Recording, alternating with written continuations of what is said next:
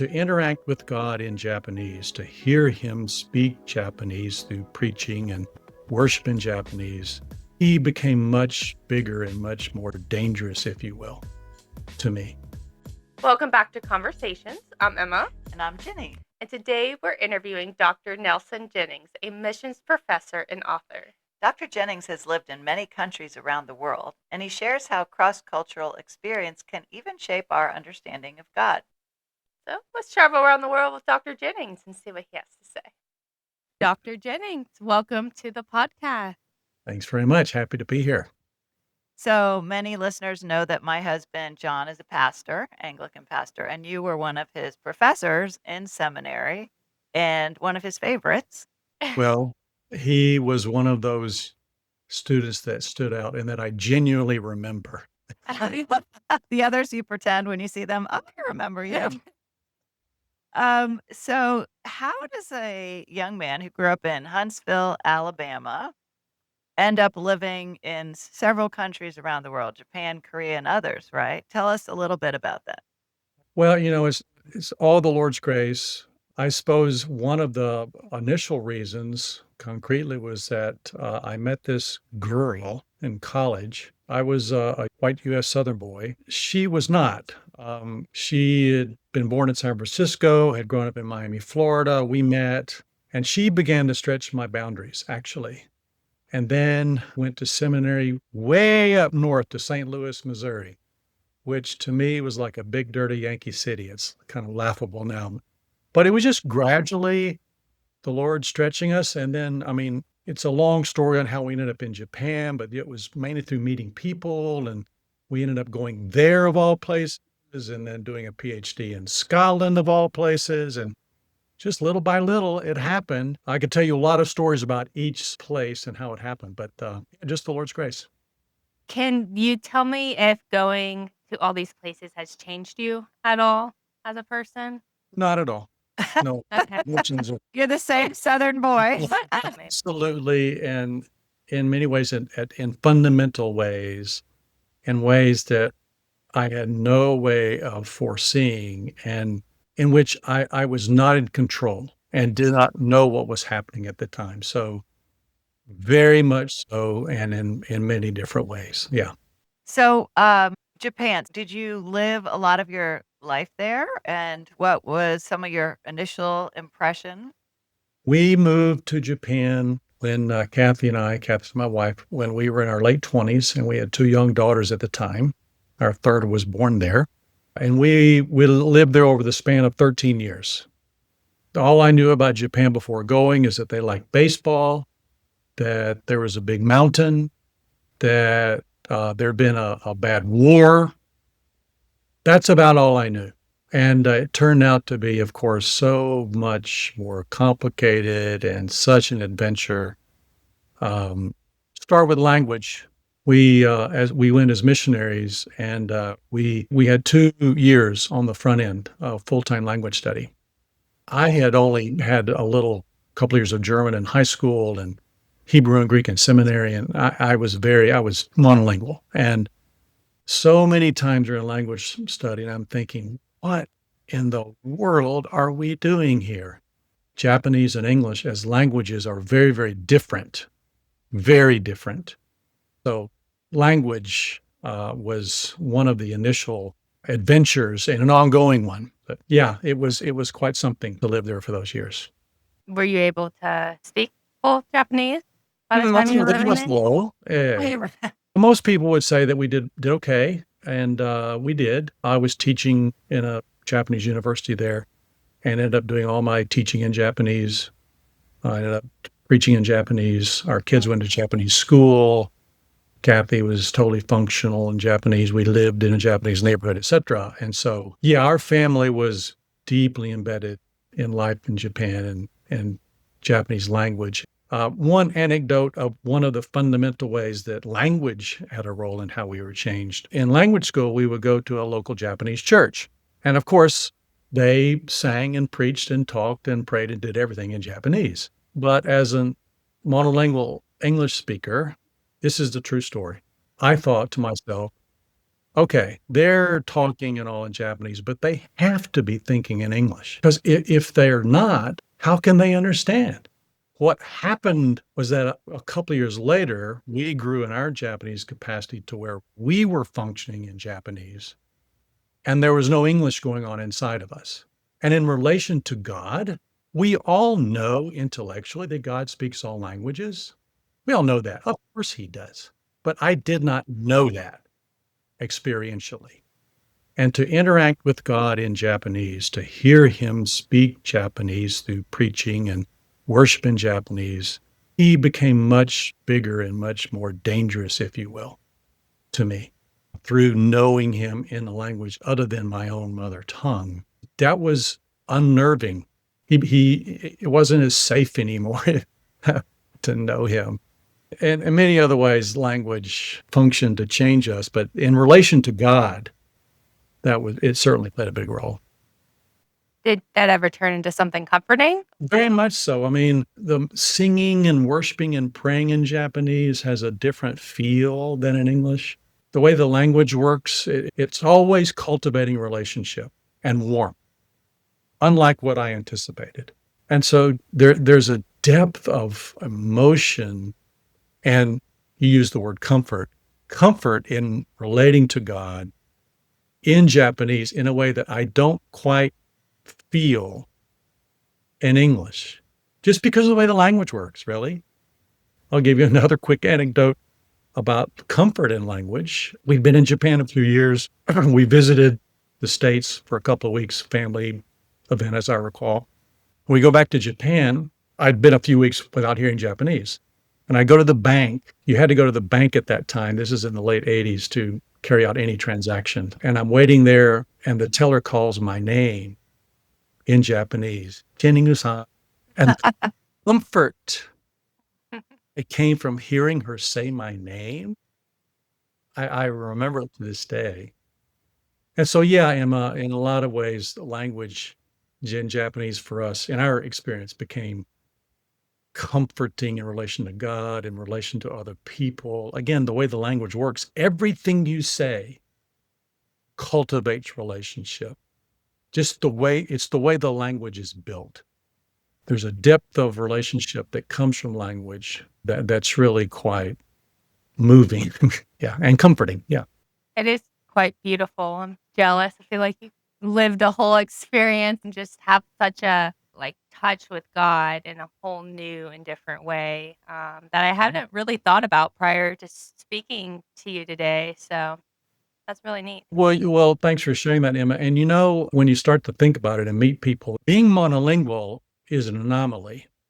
The majority of the human race is multilingual for various reasons. And in specific relation to God, one of the struggles oftentimes that people face when coming to faith in Christ in a language other than their own mother tongue is to grow in being able to worship God in their mother tongue. For example, we knew a lot of Japanese students who had become Christians in the United States. They go to Japan, and it's very difficult for them to enter church life in Japan because it's like a different world.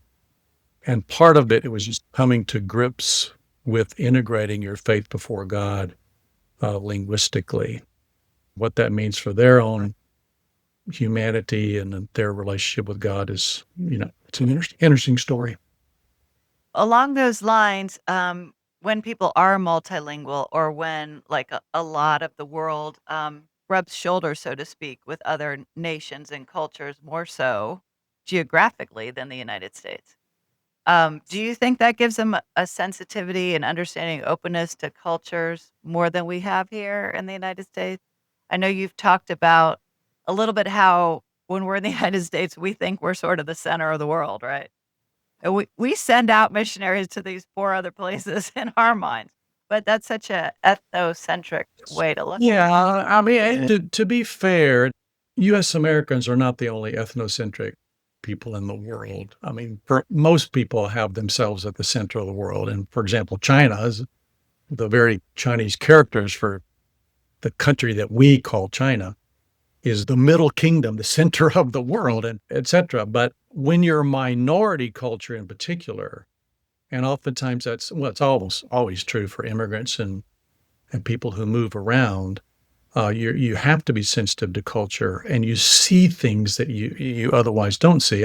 When you grow up in a majority culture setting, it's hard to know and see much of other cultures, and even harder to see the particularity of your own culture, that you even have a particular culture, because that's just the way life is. It's just the way it is, because all you know, and you don't have to deal with other matters. But to come to grips with one's own particularity, culturally speaking, and otherwise, I know for me, as a U.S. American, I grew up in somewhat of a schizophrenic, racialized setting. My neighborhood was all white. My school was integrated from around the seventh grade onward. That dates me. I was born in 1957. My church was all white except for the janitorial and cafeteria staff. They were black. My sports teams were integrated. And I didn't really think how odd that was until later. But then to move outside the United States and look back and experience other people and be a minority person, you deal with your own weakness, your own lack of influence, and you see the patterns of the majority culture around you. And so, to circle back to what you asked, Jenny, yes, people who are multicultural, multilingual have to and can't help but see and notice what's happening culturally around them and come to a self-awareness, perhaps more so of their own cultural particularities. Yeah. Me and Jenny, or Ginny and I, were having some good conversation this morning, like a brief before this podcast. And I was kind of sharing how my grandparents and my husband's parents even just kind of grew up in a completely different environment versus how we were raised. And I was just telling Jenny, like, especially when I went to college, I was a teenager when I started college. I was the minority.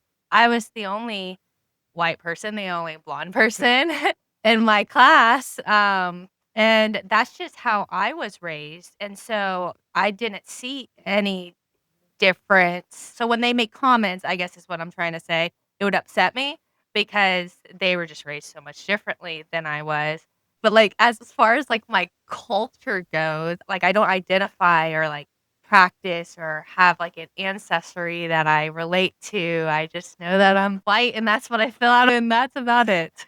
Well, I mean, you opened up a whole huge matter specifically for those of us who are U.S. Americans who have European ancestries. Some of us have a greater awareness of the specific ancestries with respect to Europe. Many of us don't. And our memory and our identities have been forged as U.S. Americans. And I mean, that has all sorts of implications. That's a huge discussion. So then do US Americans have a culture? Are jeans and McDonald's ethnic? I mean, we think ethnic food is Italian. Let's go get some ethnic food. Ours might be burgers and oversized soft drinks. Oh, yeah.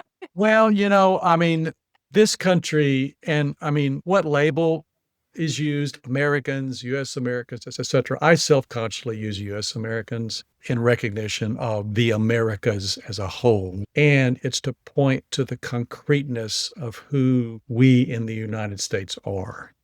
We are many different peoples with many different ancestries, with many different, quote, cultures. And I find myself when I'm traveling internationally often deconstructing questions I'm asked that begin with, so do Americans believe, or is the American church fill in the blank? And my answer is often, okay, wait a minute. There is no single, quote, American church. There's no single American culture. There are many different strands, backgrounds that have entered into shaping the tapestry of the United States, really. And of course, there are culture wars, there are battles over history of this country. There's a 1619 project and the 1620 project. There are true things about both of those, in my judgment, that make simple answers and understandings of the United States and of culture, which never is static, of course. That's a good point. Cultures are changing. I think those of us who are Christians can be as lacking in self-awareness as anyone when we talk about culture. We talk about the culture. What does that mean, really? But yeah, certainly no type of food or no type of dress is without cultural location, to be sure. And again, if you don't interact with people or settings that are different than your own, it's hard to come to realize that. I didn't know that I speak English with a certain accent. And by the way, my accent was much more deeply Southern than it is now. We live in Connecticut now. People here hear kind of a soft Southern accent. When we were in Scotland, I preached in a church there. This dear woman came up after, a Scottish woman, and said, I'm sure that was a lovely sermon, but I didn't understand anything because of your accent. Well, and my initial reaction was, wait a minute, I don't have an accent. You have an accent. Right. Well, let's switch gears a little and talk about Yeah. your missions work. You wrote a book entitled God, the Real Superpower. Yes. So I'm interested in that, having watched Superman last night, the new version where superheroes seem to be back. Tell us about that book, the title, what it means. Well, I wrote that book 6 years after we moved to the United States from Japan. And the central reason why we moved to the United States, and again, especially for our children, it wasn't moving back to America, it was moving to the place where mommy and daddy grew up. And then my wife and I had changed so much too. It was not like moving back. It was strange. And so the main reason for me that was compelling, strategically speaking, in terms of Christian mission to move to the United States was to learn together with churches in the United States that we are a part of something very large that God is orchestrating. We are not the center of it. And so that really is the explanation for the title of that book. God is one who orchestrates his mission. God is the one who governs his world. He is the hombu, the headquarters of how Christian mission operates, not any place in particular, and including not the United States of America and churches in the United States. Now, that's not to denigrate the important role that the United States has played and continues to play in Christian mission, but that role has a historical location. I often tell my students this, and probably John, I hope he would remember this or know this, but the country that sent out the most missionaries during the 19th century and up until World War I was Great Britain. Since World War I, it's been the United States. The United States still sends out the most missionaries, but many other countries are sending out more, and it's becoming more multi-directional. But the book really was to drive home the point for U.S. Americans that we're not the center. We're an important part. There's much to appreciate. And I am thankful for being a U.S. American. I'm thankful for the many good things that the United States has accomplished in general, and that churches and missionaries from the United States have contributed. It's a mixed bag, very much so, Right. but that's the point of the book. So you also lived in Korea, is that right? Well, yes. We moved to Connecticut in 2011. My position as director of a mission study center ended suddenly, and the pastor of one of the mega churches in Korea, Onluri Church, every Korean Christian knows Onluri Church. Pastor Lee Jae-hoon said, if you'd like to come and serve here, you're welcome. But having been in Japan and then going to Korea, and if you know about relations between those two countries, especially the Japanese colonization of Korea from 1910 to 1945, has left a lot of unresolved trauma among Koreans. And I did not realize how much my view of Korea and Koreans have been shaped throughout my life, including through my years in Japan. This is an illustration of the concreteness of relationships and what they do to us. I go to Korea. I'm living there. I was a mission consultant and pastor for the church, but I would eat with my friends in Korea, and the way they eat their rice is different than the way we eat rice in Japan. And I just found it revolting. I had this gut visceral reaction, and my reaction was, You uncivilized people, you don't know how to eat your rice correctly. Well, of course, it's just different. And gradually, when I came to recognize the sinfulness of that prejudice, I repented and I grew to enjoy eating rice that way too. Or the way that Koreans in general express emotion so much differently than typically in Japan emotion is expressed. Things happen in Japan in a deeply emotional way, but it's not outwardly expressed. It's much more subtle. And from a Japanese point of view, speaking in general terms, it's more sophisticated in culture the way we do it in Japan. From a Korean point of view, it's like you guys have too many hangups over there. Come on. And I came to appreciate and enjoy the freedom in Korea through living there. And so in many personal ways, I had many opportunities for repentance and growth and deep appreciation and love for Korea and Koreans, and deep appreciation and deeper understanding of the significance of Christianity in Korea, and of course, the huge role that Korea plays internationally in terms of Christianity and Christian missions. That is a good thing to practice. It's not judging based off someone eating their rice different or speaking in a certain tone. And that's one way to understand better, especially as Christian people, I think, from different cultural settings, is to come to know each other enough and trust each other enough to where when you have some differences and you have questions, to be able to respectfully work through those together and realize that, yeah, there are some cultural differences there, but there are some ways as well, morally, ethically, spiritually, that growth can occur from working through those sorts of things. And there's that tension that's really built into the Christian faith. Christianity has an inherent diversity to how the Christian faith is lived out because of the various, many different cultural situations and expressions of the Christian faith. Because God comes close to us. That's how God deals with us on the one hand. But at the same time, there's a universal normative character.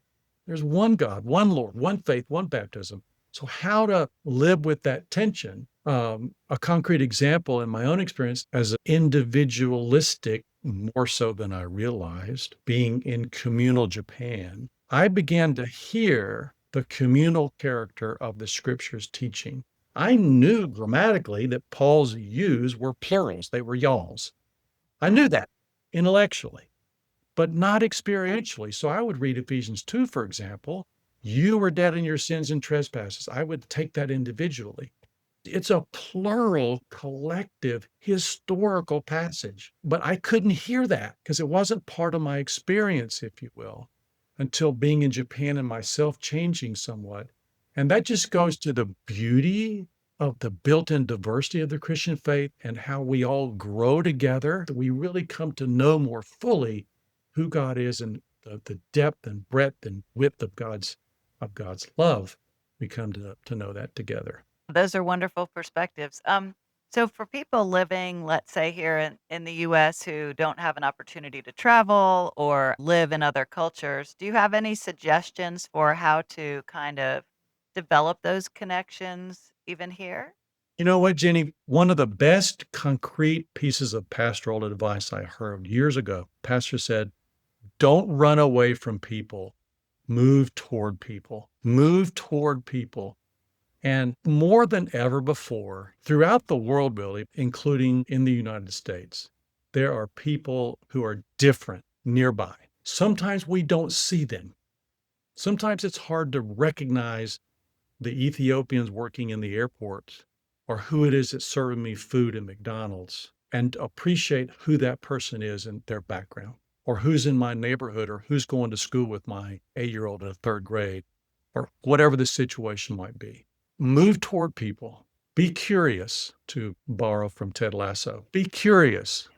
We like Ted Lasso. You know that scene, the great scene of darts in that series. But anyway, I think if we develop the eyes to see people, not only to serve and give people what they need, and this is true for churches. We want to help and serve people who need help with language, and say newly arrived people need furniture. People need help. But there's so much to learn from people as you come to know them, including learning language, not just to be strategic to communicate to them, but when you learn another language, there's so much transformation that comes just from beginning to appreciate it and feeling like a little child, the humility of that learning another language. It's really is humiliating, humbling. But to move toward people are all so nearby. I think, to me, Jenny, a small piece of pastoral advice to move toward people and don't be afraid of people and to be fascinated by people. Well, I mean, we're interesting. Everyone is interesting. To me, that helped on an individual level for churches, whoever that might be. And my wife and I, for the last 6 years or so now, we've been worshiping in an African-American church here locally. I remember when the men's choir sang the Temptations version of Silent Night. It's fantastic. I mean, the children sing Jesus Loves Me to a different tune, sing Happy Birthday to a different tune, whatever the case might be. You can't anticipate and you can't control the insights and the growth and the adventure that comes from just interacting with and moving toward people. That, to me, is my best answer to your question. To have the eyes to see what's happening right under your nose. Well, throughout our quite delightful conversation, I can see why you're one of John's favorites. I feel like we could have talked for hours. It's like I don't want to end. No. We'll have to have a part 2. Maybe. Well, thank you all. I can tend to ramble. Forgive me if I have. But I mean, just to know God, to serve Him, to be His people in this world together, it's just such an adventure every day. So thank you for the time to have the conversation. I appreciate it. Great to learn through you all too. Very much so. Well, thank you. I wish I knew how to say goodbye in Japanese. You Do can tell us. Well, it depends on the situation. What Oh. about this I situation? mean, you know the word sayonara. You know sayonara. sayonara. There's kind of a finality feel to that, though. So a way to say goodbye to friends that you anticipate seeing again at some point, a very informal way is それじゃあ。それ Are じゃ you going to try that one, Emma? それじゃあ。 Well, yeah, here's a lesson. それじゃあ。それじゃあ。 It's almost There like you you, go. それ it's じゃあ。 like, it's like you sing it. I'm just being humiliated right now, like you said I would be. Or それではまた会いましょう. Let's meet again. Oh, Yeah, I something like love that. Okay. Well, I will practice until we meet again, so Mata that I can imasu. say it better next time. Thank you so much for joining us today. if you enjoyed the show, please subscribe so you don't miss the next episode. Tell others about the podcast. And for more information on today's guest, check out our show notes. Until next time.